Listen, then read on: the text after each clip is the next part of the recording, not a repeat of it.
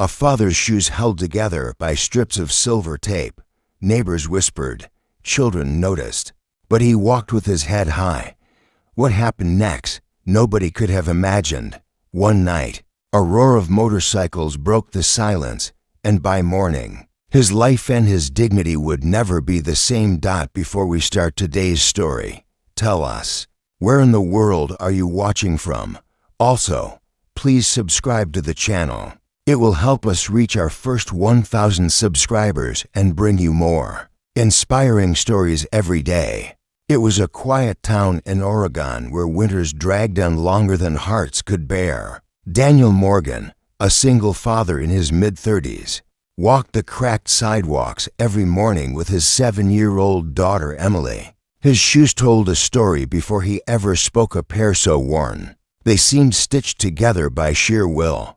The soles had split, the laces were long gone, and silver tape wrapped them like a desperate bandage. Each step echoed sacrifice. But Daniel pretended not to notice. He kept his stride steady for Emily's sake, holding her hand with a smile that didn't quite reach his tired eyes. He never let her see how cold his toes felt or how each rain puddle seeped into the thin leather. To the world, they were just old shoes, but to Daniel, they were proof of the distance he would walk, the battles he would endure to keep his daughter safe. Daniel hadn't always lived this way. Before Emily was born, he worked construction with his brother, building homes from the ground up.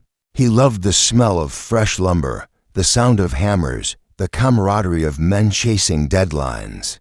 But life unraveled fast after his wife, Claire, left when Emily was only 2. She had chased her own freedom, leaving Daniel with nothing but overdue bills and a child who looked up at him with innocent trust.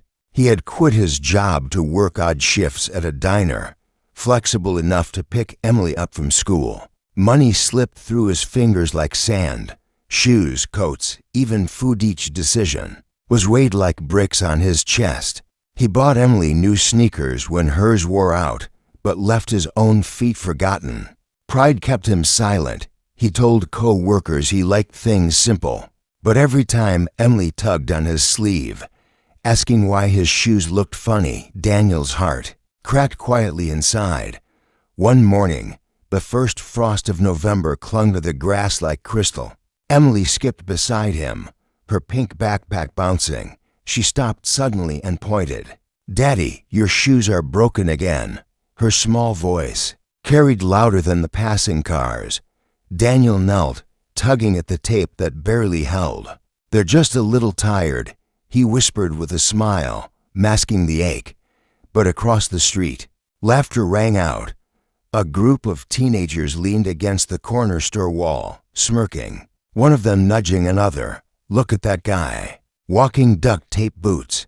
Their mocking voices sliced sharper than the cold wind. Daniel's ears burned, but he kept his head down, gripping Emily's hand tighter. Inside, shame spread like fire, but outwardly he laughed lightly. As though the words couldn't touch him, Emily's eyes searched his face for a reaction. He swallowed hard, whispering, "Don't worry about them, sweetheart. Let's get you to school." Yet his heart carried the weight of those cruel chuckles all day. The diner where Daniel worked smelled of burnt coffee and fried eggs. He spent long hours pouring refills, cleaning tables, and smiling at regulars who barely noticed. His taped shoes, he kept them hidden behind the counter, but every step reminded him of the stairs. His co-worker, Linda, once suggested a thrift store. He shrugged it off, joking, "I'm making a fashion statement." But when the kitchen boy whispered, "That guy's broke," Daniel heard it, sharp and unkind. Still, he endured, because Emily's lunch money mattered more than his pride. Late at night, when he tucked her into bed, he sat alone in the quiet, pulling at the tape to rewrap the shoes, making them last just one more day. The sound of tearing tape filled the small apartment like a confession, each strip an admission of struggle. And though no one knew it, Daniel often stared at the ceiling, praying silently that tomorrow might bring something, anything better. but hope was hard to come by. Their apartment was small, with walls that seemed to shrink with each passing month.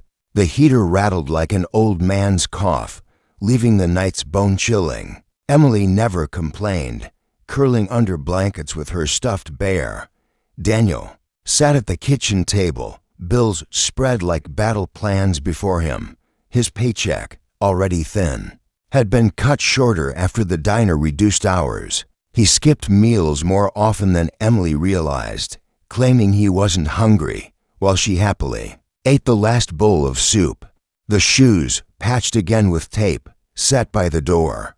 They weren't just shoes anymore, they were a mirror of his life, barely holding together, fraying at the edges, but still moving forward because he had no other choice. And every morning, as he laced Emily's sneakers, his hands lingered. He wanted her to never know this feeling, the silent, gnawing ache of sacrifice. That Friday, as Daniel walked Emily home from school, something unusual happened. The low rumble of motorcycles echoed down the street. Chrome glinted in the pale sunlight. Leather jackets with fiery insignias filled the quiet road. The infamous Hells Angels, feared by many, misunderstood by most, rode past. Neighbors peered nervously through curtains. Mothers tugged children indoors. Emily clung to Daniel's arm. He reassured her softly, "They won't hurt us." The men parked outside the corner bar, laughter booming, their presence undeniable. As Daniel and Emily passed, one of the bikers noticed the tape, the split soles, the little girl holding tightly to her father's hand. Their eyes met for a second, steel meeting sorrow. Daniel quickly looked away, his pride prickling. He didn't want pity, not from anyone, especially men whose reputation painted them as dangerous.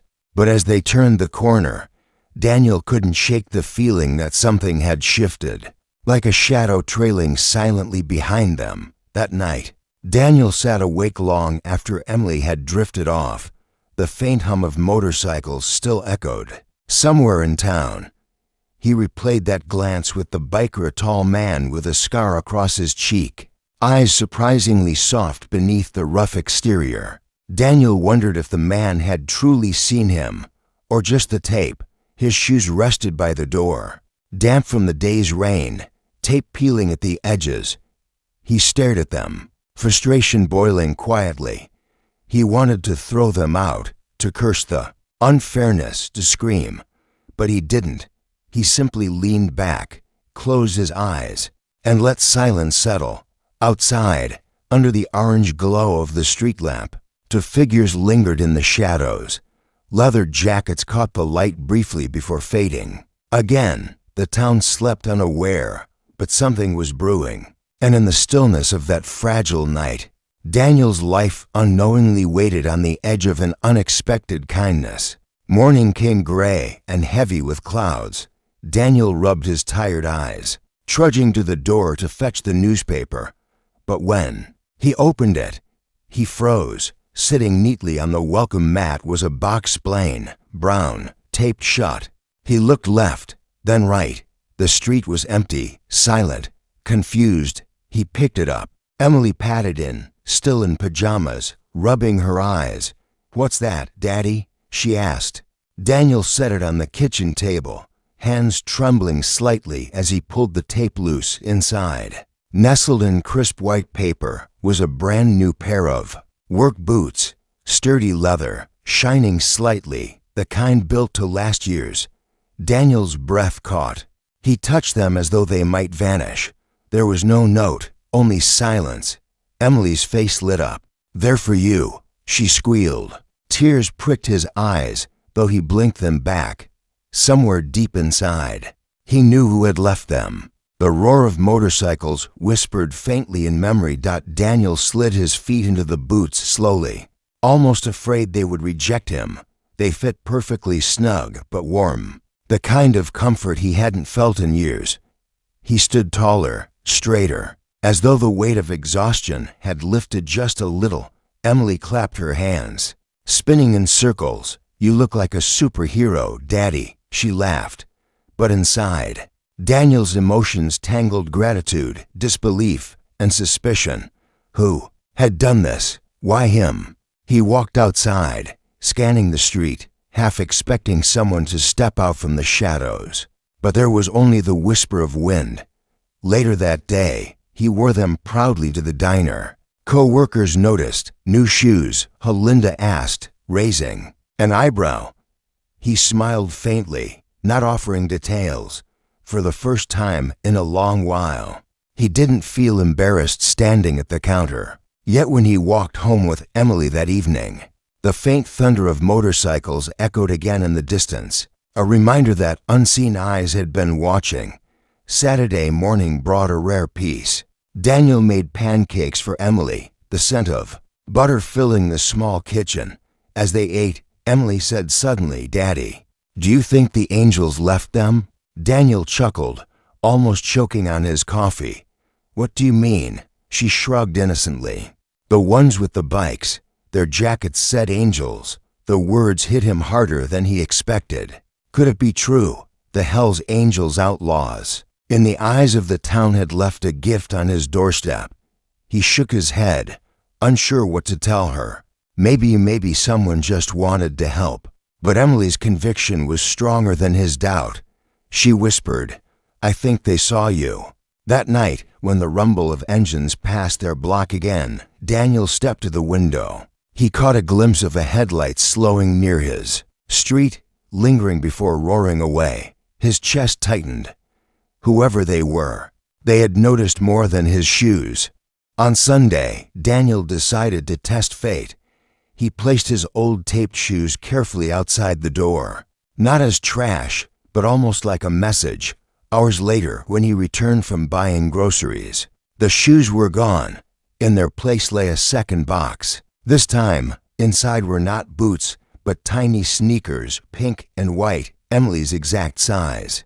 She squealed with delight, slipping them on immediately, bouncing across the room. Daniel stood in stunned silence.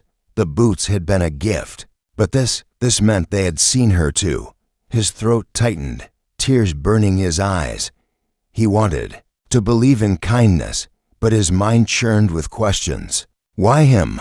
Why now? Were they mocking him or lifting him? That night, he couldn't sleep.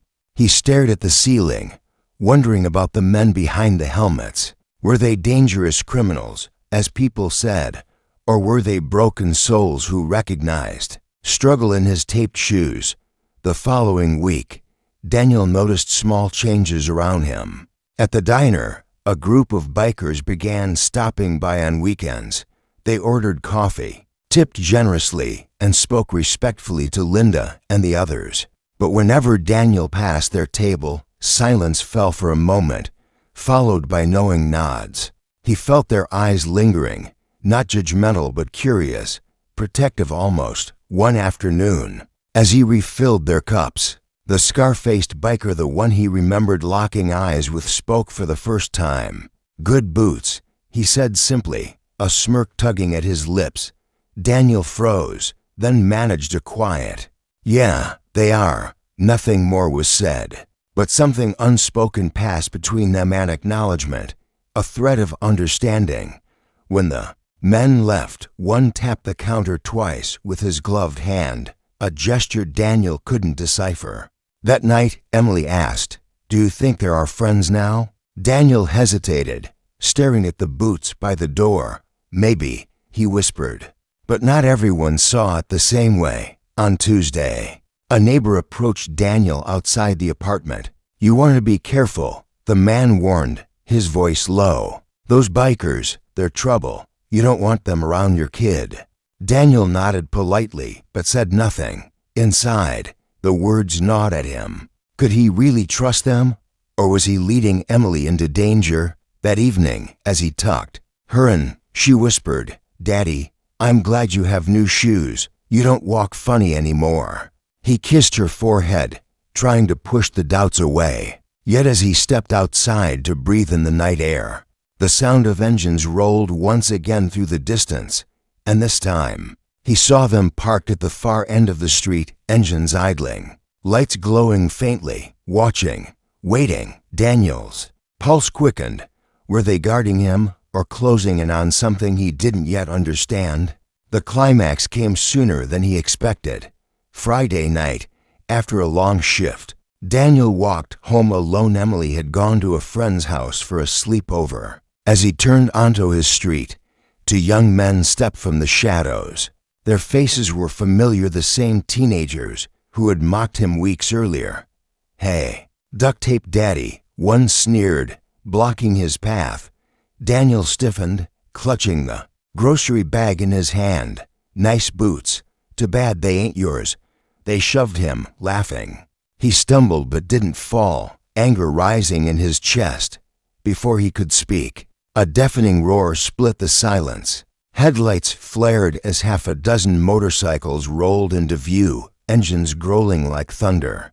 The teens froze, eyes wide, their bravado draining. Leather jackets glistened under the street lamp.